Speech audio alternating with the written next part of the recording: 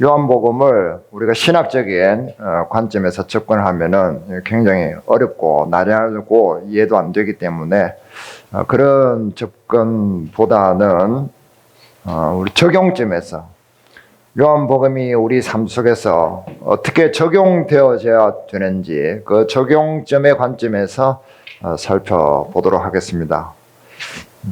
적용이 없으면은 아무 소용이 없죠. 말씀을 아무리 달달 외우고 있다고 해도 내 삶 속에서 무언가를 적용해내지 못하면은 아무 쓸모없는 장신구에 불과할 뿐이라는 거예요. 적용이라는 게 뭐예요? 적용이라면 어렵잖아요. 이거 뭐야 적용이? 저도 신학을 하면서 적용 뭐 서론, 본론, 결론, 적용 이렇게 적용을 얘기하라고 그러는데 적용이라는 것은 말 그대로 이런 겁니다. 제가 예를 들어 보겠습니다. 그저께 교회로 이렇게 오는데 집에서 교회로 오는데 이 봉황역에서 봉황역 2층으로 올라가지고 신세계 백화점 쪽으로 쭉 가가지고 이마트를 내려가지고 제가 이렇게 오늘 길이란 말이에요. 그래서 봉황역에서 2층으로 올라가기 위해서 엘리베이터를 타려고 가는데 엘리베이터 문이 열려 있는 거예요. 왜 문이 열려 있지? 이러고 딱 갔는데 안에 누군가가 있는 겁니다. 누군가가 있는데 그 친구가 20대 뭐 초반이나 된 젊은 친구예요. 그 친구가 열린 버튼을 계속 누르고 있었던 겁니다. 제가 오는 거를 본 거죠. 그래서 저 사람이 엘리베이터를 타겠다 싶으니까 계속 열림을 누른 상태에서 대기를 하고 있었던 겁니다. 그래서 제가 탔습니다. 타고 아유 고맙습니다 이렇게 했는데 근데 그러면은 닫힘을 누를 줄 알았는데 안 누르고 계속 또 열림을 계속 누르고 있는 거예요. 그래서 보니까 이 친구가 좀 정상인이 아니라 약간 다운 증후군 같은 그런 조금 장애가 있는 장애우였어요. 그런데 안 누르는 거예요. 그래서 이 친구가 좀 그게 판단이 안 되는가 보다 생각을 하고 있었는데 그래서 누릅시다라고 얘기를 하려고 했는데 왼쪽에 보니까 또 어떤 아주머니가 오고 계신 거예요. 할머니가. 그래서 그 할머니까지 이렇게 와가지고 타시니까 이 친구가 닫힌 버튼을 탁 누르는 거예요. 그래서 그 할머니가 들어오시면서 고맙습니다 이렇게 하더라는 거죠. 그래서 그걸 참 순간 보면서 이렇게 참 마음에 뭔가 이렇게 느낌이 왔어요. 그래서 이게 뭘까? 저 친구가 저렇게 버튼을 누르고 열린 버튼을 누르고 기다릴 수 있었던 것은 그 친구의 손가락을 무언가가 지배하는 그런 생각이 있었던 거겠죠. 이게 적용이구나. 제가 적용에 대해서 계속 이렇게 묵상을 하다 보니까 그런 장면을 하나님께서 목격하게 하신 것 같아요. 그래서 이런 거죠. 우리는 어디에 관심이 많이 있습니까? 우리 삶 속에서 내가 좀 안정된 생활을 하고 좋은 아버지가 되는 거에 관심이 있죠. 그리고 좋은 어머니가 되는 데에 관심이 있습니다. 좋은 친구가 되고 싶고 좋은 동료가 되고 싶고 좋은 사람이 되고 싶고 좀 돈도 조금 벌고 싶고 또 건강하고 싶고 이런 데 관심이 있잖아요. 근데 하느님의 말씀이 그런 데에 우리가 깊은 통찰력이라든지 깊은 어떤 신앙적인 그런 것을 차치하고라도 내 삶 속에서 이런 것에 도움이 되느냐 이 말이에요. 내 건강을 유지하는 데 하나님의 말씀이 도움이 되는지 내가 집에서 좋은 아버지가 되는 데에 대해서 이 말씀이 어떤 역할을 하고 있는지 좋은 엄마로서 좋은 친구가 되는지 좋은 직장인이 되는지 그리고 내가 사업을 해서 돈을 좀 버는데 이 말씀이 그것에 어떻게 도움이 될 만한지 우리가 하나님의 말씀으로 사업을 한다면은 돈을 번다면은 부자가 될까요? 안 될까요? 부자가 됩니다, 분명히.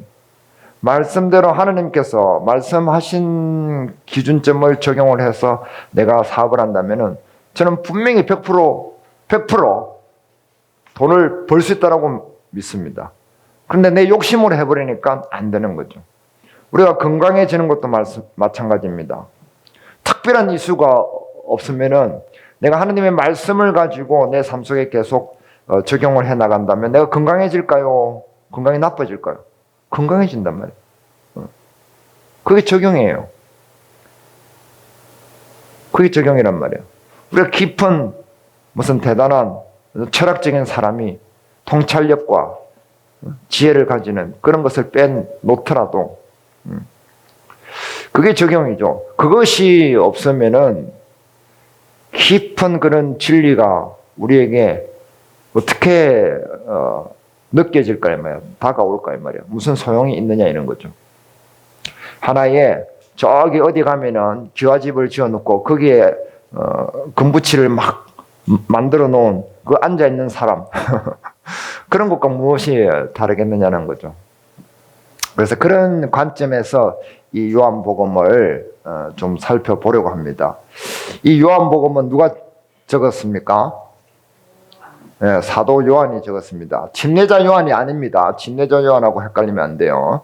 그래서 사도 요한, 세베대의 아들 야고보와 요한. 이래 요한계시록 영상에 보면 그런 거 나오죠. 세베대의 아들 야고보와 요한. 이 두 사람이 초창기 때 예수님께서 부르신 제자였죠. 그 사도 요한입니다. 예수님께서 사랑하신 제자, 이런 또 별칭이 있죠. 그래서 그 형제 야고보는 제일 먼저 사도들 중에 제일 먼저 뭘 당해요? 순교를 당해요. 그런데 이 사도 요한은 제일 오래 살아, 사도들 중에. 이 형제가 제일 빨리 순교당하고 또 제일 오래까지 살고 이런 또 특징을 가지고 있습니다. 자, 이 사복음서 중에 이 요한복음은 요한이 지었는데 가장 늦게 지어진 성경입니다. 요한계시록과 더불어. 그래서 사도 요한이 가장 마지막에 사복음서 중에 지은 책이고요. 언제 지어졌습니까? 예수님께서 부활하시고 성천하신 뒤에 한참 뒤에, 그죠? AD 한 90년에서 80년에서 90년 그쯤에 이제 지어졌다고 해요. 그런데 중요한 게 왜 지어졌느냐? 이 저자의 목적이 뭐냐가 중요하겠죠, 그죠? 예수님께서 부활하셔가지고 성천하셨잖아요. 하늘나라로 돌아가셨잖아요. 그래서 다른 말로는 성귀라고 그럽니다. 귀, 돌아가셨다 이 말이에요. 하나님 본체의 자리로 돌아가셨다 이 말이에요. 올리셔서 그 성귀하시고 난 뒤에 가장 바쁘게 움직이는 사람들이 있었습니다. 그 사람들이 누구였습니까? 우리는 예수님의 제자들일 것이라고 생각하지만은 그게 아니었습니다. 예수님께서 부활성천하시고 난 뒤에 가장 바쁘게 열정적으로 움직인 세력이 있었는데 그 사람들은 이단에 속한 사람들이었습니다. 그 사람들은 예수님 살아 계실 때에 예수님께 계속해서 얻어맞았던 것들을 복구하려고 했습니다. 그들은 그제서야 기회를 얻었던 거죠. 그래서 예수님을 깎아내리는데 절호의 찬스를 얻었던 것입니다. 예수님을 깎아내려서 예수님은 피조물이다라는 상태를 만들어버림으로써 예수님을 아주 낮은 하나님의 신성이 아니다라고 해서 예수님을 낮춰버립니다. 인간의 영역까지 낮춰버림으로써 자기들이 여태까지 공고하게 쌓아 올린 공든탑, 자기들의 공든탑을 유지하려고 안간힘을 썼던 거죠. 그래서 예수님께서 탁 없어지니까 얼마나 찬스예요. 빅 찬스. 영지주의에 속한 사람들이 그런 사람들이었습니다. 영지주의를 가진 사람들. 그 다음에 신비주의를 가지고 있는 사람들. 그 다음에 유대이즘, 유대의 사상을 가지고 있는 사람들. 그 다음에 헬라, 철학, 그리스 철학을 가지고 있던 사람들. 그런 부류의 사람들이 전부 다 그 틈새를 파고들기 위해서 활동을 하는 겁니다. 그래서 예수님은 신이 아니다. 예수님은 하나님께서 창조한 피조물이다. 라는 사상을 가지고 교회를 파고들기 시작한 겁니다. 그래서 하나님께서는 사도 바울을 세우셨죠. 사도 바울을 사용을 해서 그런 부분을 날카롭게 변정해 나가기 시작했습니다. 그런데 사도 바울도 결국에는 로마에 가서 처형당해서 죽잖아요. 그래서 이 이단에 속한 사람들은 우리가 이겼다. 예수도 죽였고 사도 바울도 죽였다. 그러나 하나님께는 히든 카드가 남아 있었습니다. 그 히든 카드가 바로 사도 요한인 거예요. 사도 요한은 끝까지 죽지 않고 살아남아서 100살 가까이 살았다고 합니다. 살아남아서 이 예수님의 신성을 끝까지 증명해내는 거예요. 그래서 이 성경에 마지막을 대미를 장식하는 그런 사명을 부여받았던 거죠. 그래서 요한복음, 요한 1, 2, 3서, 요한계시록, 물론 그 논쟁은 있지만은 요한계시록까지 이 성경을 완성을 해내는 그런 일을 하게 되는 겁니다. 그래서 사도 요한이 하나님께서 마지막에 남겨놓으신 히든 카드였다라고 볼 수 있습니다.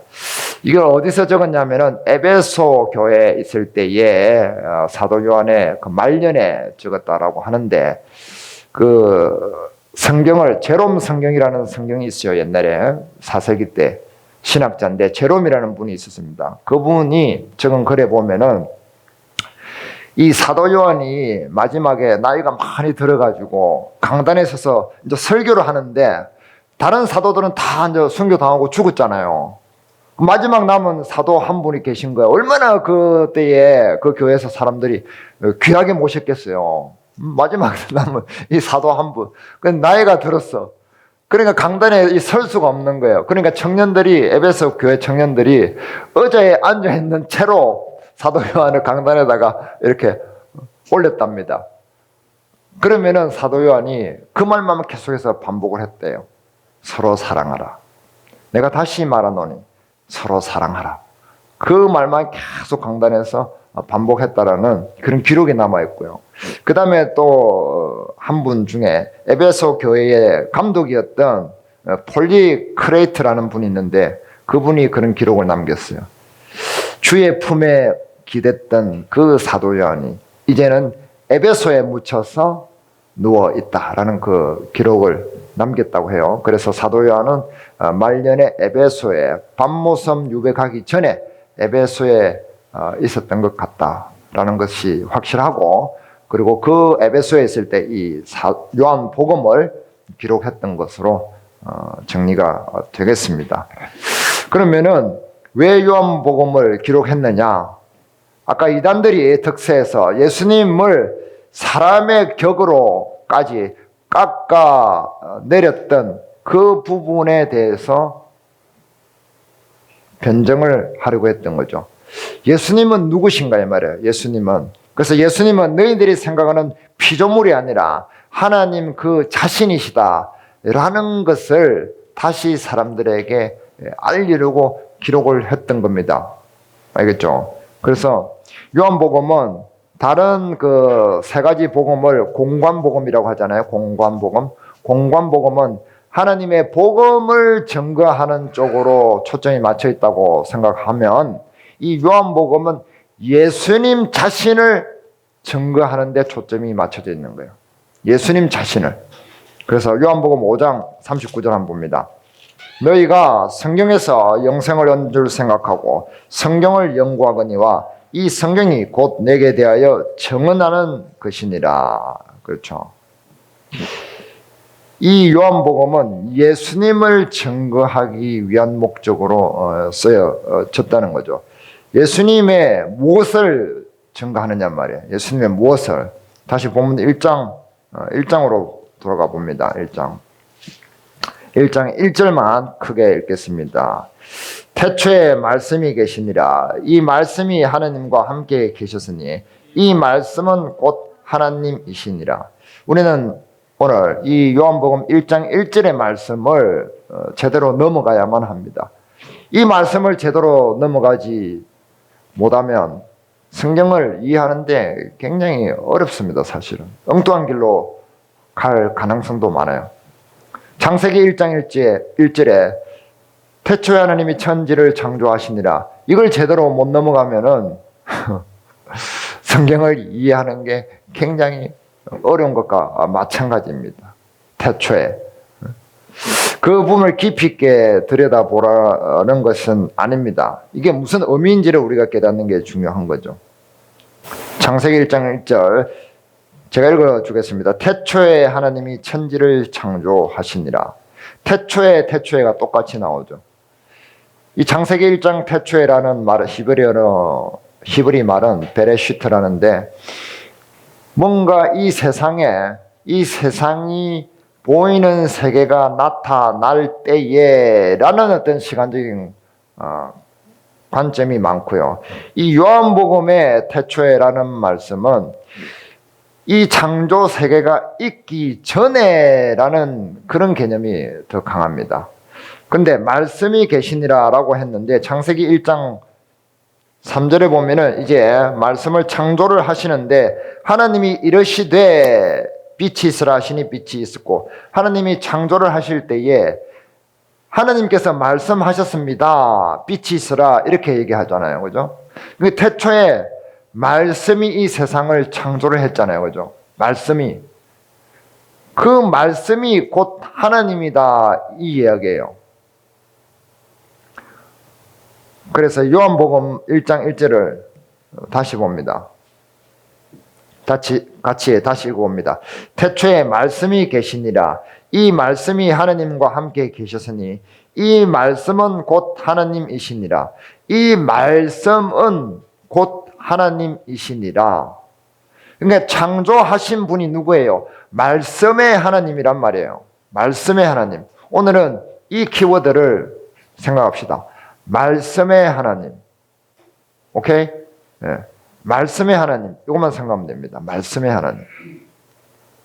그래서 14절 봅니다. 14절. 요한복음 1장 14절. 같이 읽어봅니다. 말씀이 육신이 되어 우리 가운데 거하심에 되었습니다.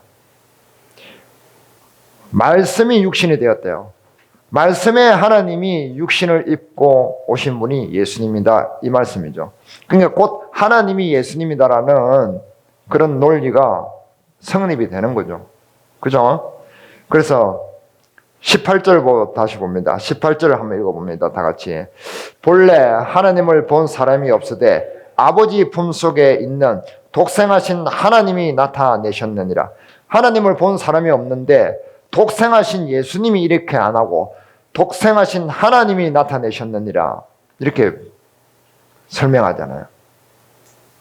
그러니까 예수님은 하나님을 육신적으로 우리 육안으로 보여주신 분이다 라는 논리가 증명이 되는 겁니다. 그래서 예수님께서는 이 세상에 오셔서 사실 때 어떻게 사셨어요? 이건 이제 적용이에요, 적용. 예수님께서는 이 세상에 오셔서 어떻게 사셨는지 그것을 우리는 설명할 수 있어야 돼요. 예수님께서 어떻게 사셨어요? 복음을 전하시고 병자를 낫게 하시고 말씀을 선포하시고 그렇게 사셨잖아요. 죽은 사람을 살리시고. 그렇게 얘기하면은 그것은 반밖에 얘기 안 하는 게 돼요.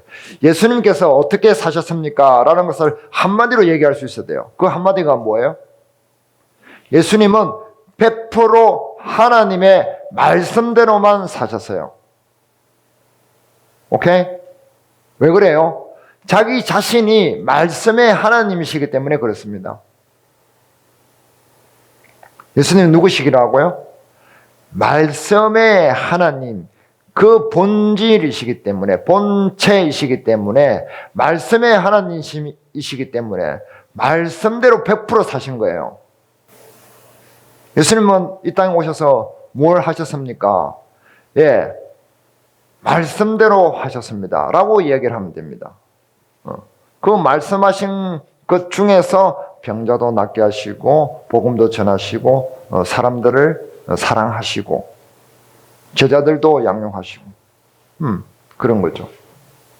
나는 아버지께서 하라고 하신 것만 행한다라고 하시잖아요. 아버지 안에서 아버지와 똑같이 행한다라고 하셨잖아요. 그래서 말씀이 육신이 되어 오셨기 때문에 예수님은 말씀대로 하실 수밖에 없는 거예요. 다르게 하실 수가 없는 거예요. 그런데 우리는 말씀대로만 할 수 있어요, 없어요? 못하는 거예요. 왜 그래요? 우리는 말씀 자체가 아니기 때문에 그래요. 우리는 그런데 말씀대로는 못하지만은 말씀 비슷하게 따라는 할 수 있는 거예요. 우리는 하나님 자체가 아니고 우리는 하나님의 자녀이기 때문에 그렇습니다. 자녀이기 때문에. 오케이? 이게 다른 거예요. 그런데 불가능한 건 아니에요. 따라할 수 있단 말이에요. 그래서 우리는 예수님께서 말씀하신 대로 행하신 것처럼 우리도 그분을 본받는 사람이다라고 얘기를 하면 되는 겁니다. 우리 어릴 때 제가 중학교 때쯤 됐을 때 옛날에는 전화기가 이 스마트폰 없었잖아요. 집집마다 이렇게 선이 꼬여 있는 그런 전화기였잖아요. 전화가 삐리르 옵니다. 그럼 항상 저희 집에는 전화를 누가 받았느냐면은 거의 제가 받았어요. 형님은 귀찮다, 어머니는 뭐 관심 없다, 동생은 하기 싫었어. 거의 제가 전화를 받는, 교환하는 역할을 했습니다. 전화가 뿌르르면은 여보세요 이렇게 하면은 그 전화기 너머에서 뭐라고 하냐면 덕춘이가 이래요. 덕춘이가 그래요. 덕춘이가 제 형님 이름이거든요. 아닌데요, 저 덕철인데 동생입니다 이러면은 아니 덕철하고 목소리가 똑같나 이래요. 어째 그런 목소리 똑같나 이래요. 덕철 좀 바꿔줘 이래요. 그런 날이 하루 이틀이 아닙니다. 꼭 전화 오면은 그 형님들이 항상 그래요. 덕추이가 왜 그래? 구분을 못해. 그렇게 맨날 전화하면서 구분을 못해. 왜 그래요? 목소리가 똑같다 이 말이에요. 그런데 형님하고 저하고 전부 다 똑같아요? 안 똑같아요? 안 똑같잖아요. 다른 거 엄청 많아요. 키도 다르고 몸무게도 다르고 성격도 달라. 그리고 일하는 것도 다르고 다른 점이 엄청나게 많은데 비슷하게만 해도 사람들은 같다라고 착각을 하는 거예요. 그래서 우리가 예수님처럼 똑같이는 못해도 예수님과 비슷하게 하면은 사람들은 예수님과 똑같다고 착각을 할까요? 안 할까요? 착각을 하겠죠. 그러니까 우리는 예수님과 똑같이 할 수 없음을 인정하면서 예수님을 닮으려고 하면은 사람들은 예수님의 향기를 우리한테서 느끼는 착각을 가지게 돼요. 그럼 우리가 복받게 되는 거예요. 그게 삶 속에서 적용이 된단 말이야. 그러면 사람들은 나를 좋아하게 되고, 아들도 나를 좋아하게 되고, 아빠도 나를 좋아하게 되고, 친구도 나를 좋아하게 되고, 그렇게 되는 거야. 그게 적용의 영역이란 말이에요. 그런데 왜 우리가 그러지를 못해요? 왜 우리가 그러지를 못해요? 그것은 말씀이신 하나님 누구예요? 예수님께서 우리를 붙들어서 가셔야 되는데 우리가 말씀을 들고 다니려고 한단 말이에요. 그래요, 안 그래요? 우리가 말씀을 들고 다니려고 해. 반석이신 예수님의 말씀 위에서 우리가 걸어가야 되는데 우리가 말씀을 들고 가다가 힘들면 나 붙다가 또 괜찮으면 들었다가 또 가다 힘들면 나 붙다가 들었다가 나왔다가 들었다가 나왔다가 그런단 말이에요. 그러니까 예수님을 쫓아가는 게 힘들고 우리 삶 속에서 힘들었다가 편했다가 힘들었다가 편했다가 꼭 도로에 요철을 넘어가듯이 쿵쾅쿵쾅쿵쾅 거리면서 가게 된다는 거죠. 이것은 뭐와 같아요?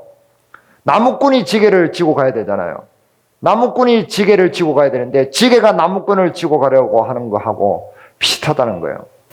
나무꾼이 지게를 지고 가는 게 맞잖아요. 근데 지게가 나무꾼을 지고 가려면 제대로 될까요? 안 될까요? 어떻게 평탄한 길이나 쉬운 내리막길은 가능할지도 몰라요. 그러나 거친 광야나 오르막길을 갈 때는 불가능하단 말이에요. 우리가 말씀을 들고 가려고 할 때는 쉬운 길을 갈 때는 가능할지 몰라요. 내리막길을 갈 때는 가능할 수도 있습니다. 어떻게든 뭐 굴러가도 갈 수 있으니까. 그러나 우리가 힘든 오르막을 걸어야 될 때, 거친 광야를 걸어야 될 때에 말씀을 들고 지게가 나무꾼을 태우고 갈 수 있겠느냐는 말이죠. 불가능하다는 말이에요. 그럴 때에 진짜로 그럴 때에 예수님께서 나를 업고 가는, 말씀이신 예수님께서 나를 이끌고 가는 그 적용이 필요하단 말이야. 아까 그 친구가 엘리베이터 버튼을, 열린 버튼을 눌렀을 때, 그때처럼 필요할 때에, 적절할 때에 말씀이신 예수님께서 활동하시게 해야 된다는 거죠. 그럴 때 우리가 예수님을 쫓아갈 수 있게 되는 겁니다. 우리가 믿음이 성장하지 못하고 또 믿음이 흔들리는 그런 경우도 우리가 주변에서 많이 보잖아요. 유튜브 보면은 온갖 종류의 다양한 믿음들이 많이 나오죠. 예수님을 똑같이 믿는데, 하나님을 다 같이 믿는데 믿는 종류가 막 달라. 어떤 게 많아요? 어떤 환상을 보는 그런 믿음, 환상에 의지하는 믿음, 환상이나 계시, 그 다음에 성령을 의지하고 예언, 뭐 방언, 기도, 그 다음에 철학, 치유와 능력, 그 다음 축복, 번영, 이런 거에 기대는 믿음도 많잖아요. 그런 것이 꼭 나쁘다는 것이 아니에요. 그런 것이 없다는 것도 아닙니다. 뭘 얘기하느냐면은 그것은 메이저가 아니란 말이에요. 마이너란 말이에요. 마이너리그 알죠? 마이너리그에서 행해지는 것들이지, 메이저리그에 와서 놀아야 되는 것들은, 메이저리그에서 활동해야 되는 것들은, 그런 선수들은 아니라는 거죠. 이런 것들은. 메이저리그에는 뭐예요? 메이저리그는 말씀이신 하나님, 말씀이신 예수 그리스도의 활동 무대란 말이에요. 이것은 왜 그래요? 하나님 그 자체이시기 때문에 그래요. 말씀의 하나님 이러면 말이 돼요, 안 돼요? 말 돼요. 근데 기도의 하나님 말 돼요, 안 돼요? 아니잖아요. 뭐 방언 하나님이 있어요? 없잖아요. 그러나 말씀의 하나님, 하나님의 말씀께서 이렇게 인도하셨고, 하나님의 말씀이 이렇게 행하셨고, 하나님의 말씀이신 예수 그리스도께서 이렇게 말씀하셨고 우리에게 조언하셨다, 우리에게 그것을 원하신다 라는 믿음을 키워간다면 우리 믿음은 점점점 성장되고 흔들리지 않고 제대로 자라게 된단 말이죠. 믿음이 단단해진다 이 말이에요. 그런데 방언, 치유, 성령, 은사, 신비주의, 뭐 환상, 계시, 뭐 통번역, 철학, 이런 것에 기인해가지고, 그런데 기생을 해가지고 믿음 생활을 하고, 그것을 메인으로 해서 말씀은 뭐 생각나면은 보고, 설교나 듣고 말고, 그렇게 해서는 믿음이 어느 순간 흔들릴 수밖에 없어요. 왜 그래요? 이것은 말씀이신 하나님께 붙들려서 하는 믿음이 아니라 자기 생각, 말씀의 하나님을 대체해서 자기의 방식대로 만든 마이너리그의 자기 나름대로의 하나님이기 때문에 그렇다는 겁니다. 그것은 절대 메이저리그가 될 수 없어요. 그것을 사도 요한은 바로 잡고 싶은 거죠. 그래서 이 말씀은 하나님 그 자체이고 육신으로 오신 예수님 자신이었다고 그것을 선포하시는 거예요. 선포는 뭐예요? 선전포고는 뭐예요? 선포는 네가 받아들이든 안 받아들이든 이게 맞다라고 선언을 해버리는 거예요.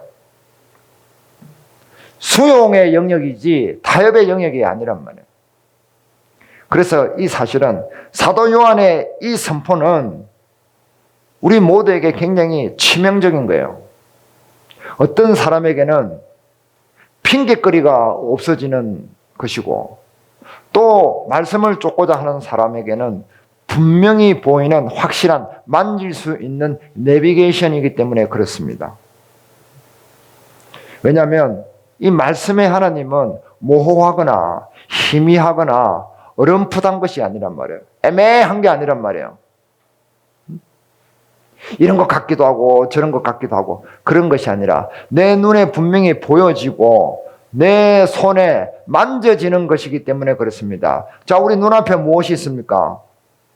눈앞에 보이는 게 뭡니까? 성경입니까? 맞습니까? 눈앞에 보이는 게 성경입니까? 말씀입니까? 이거 확실히 대답해야 돼.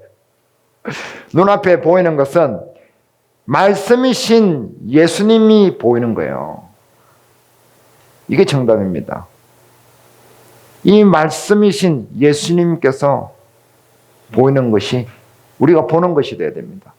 이 만져지는 것이 무엇입니까? 손으로 만져지는 것이 무엇입니까? 성경입니까? 하느님의 말씀입니까? 말씀이신 예수 그리스도, 그분이 만져지는 거예요. 만질 수 있고 볼 수 있는 것. 그래서 사도 요한은 요한 1서에서 우리가 보고 들은 바 만져본 바라 그렇게 얘기하잖아요. 그래서 적 그리스도가 누구냐? 하느님께서 육신으로 오신 것을 부인하는 자가 적 그리스도라.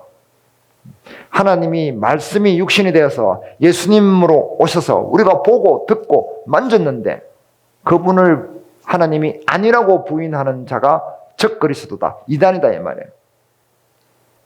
이 아리우스라는 사람이 있었습니다. 아리우스.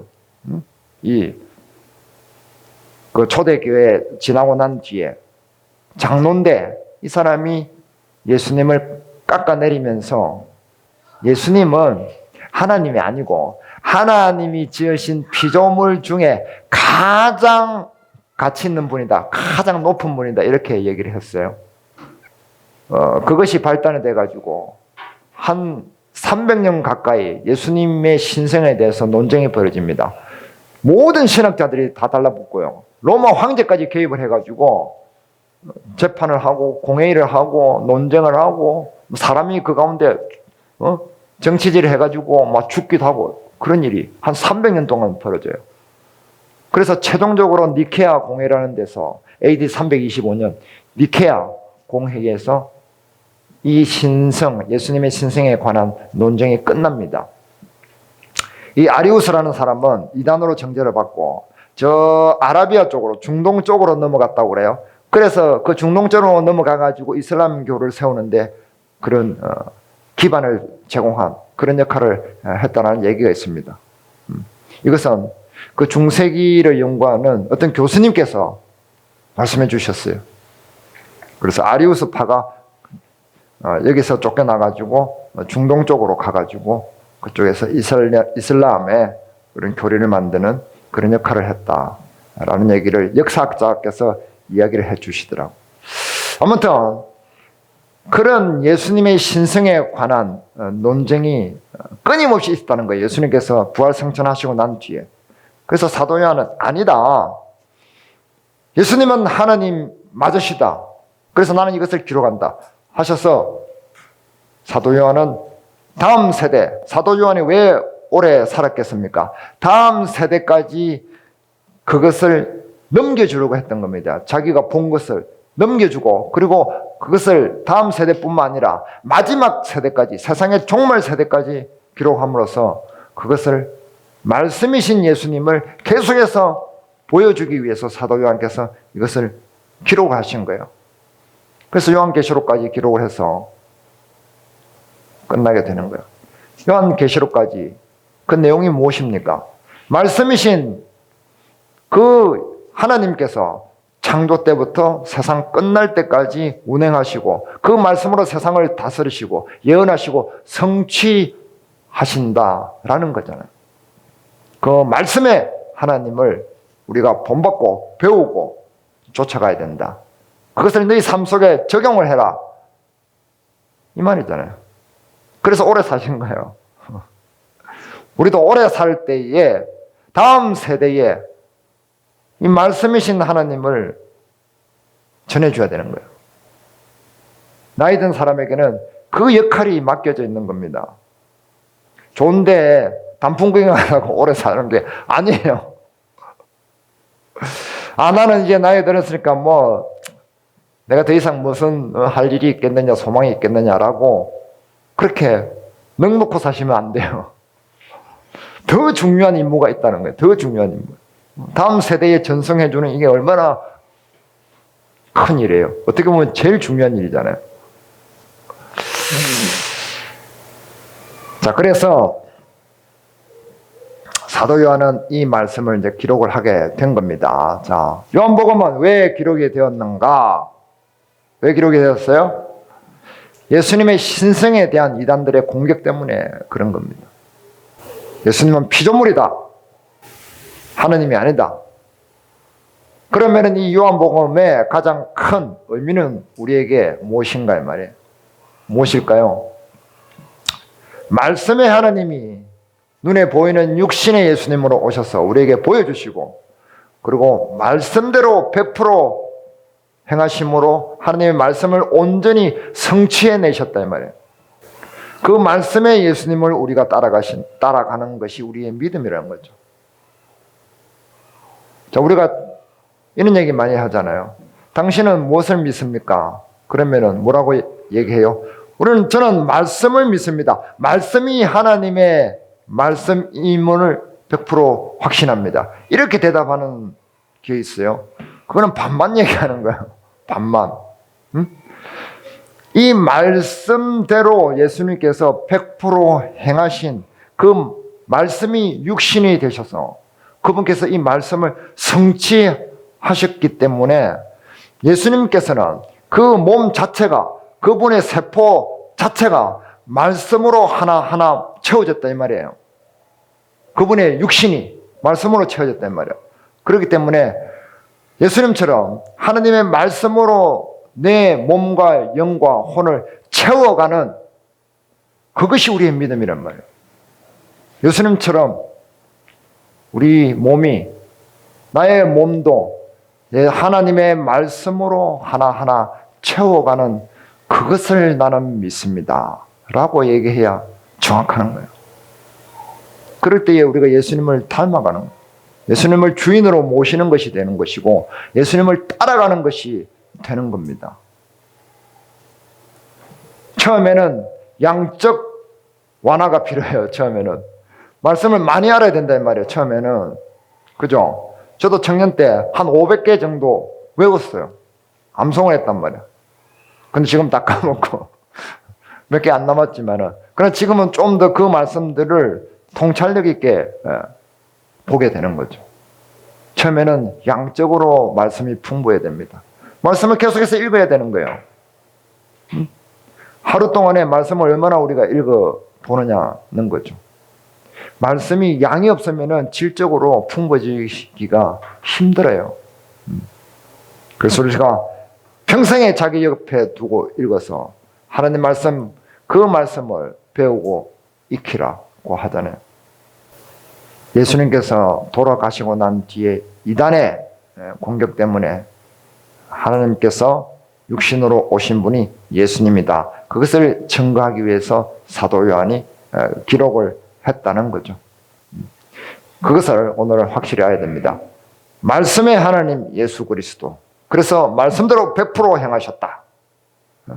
그게 오늘의 요지인 거예요. 아시겠죠? 네, 기도하겠습니다.